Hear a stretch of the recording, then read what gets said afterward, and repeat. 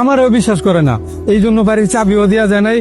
সমস্যা নাই, আমরা অনেক দূর থেকে আইছি তো, ভাইজান হোক নাকি মা? ভাইজান, তোরা আসবি, আমাকে বলে আসবি না।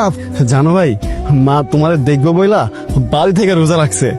তোমার সেই ছোটবেলা থেকে এখনো অভ্যাস যায় নাই, এখন বড় হয়েছি। তুমি যদি এমনি করে রোজা থাকো, তুমি তো অসুস্থ হয়ে যাইবা। মার মনে তো কত কিছু চায়, ঠিক না? আমি রোজা থাকি, নামাজ কামান করি, যা কিছুই করি, তবে লিগেই তো করি।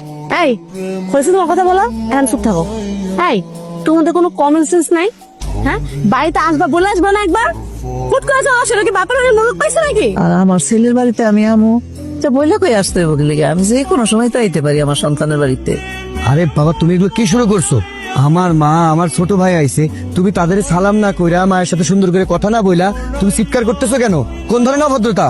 এই 2 দিন পরে তোমার শ্বশুর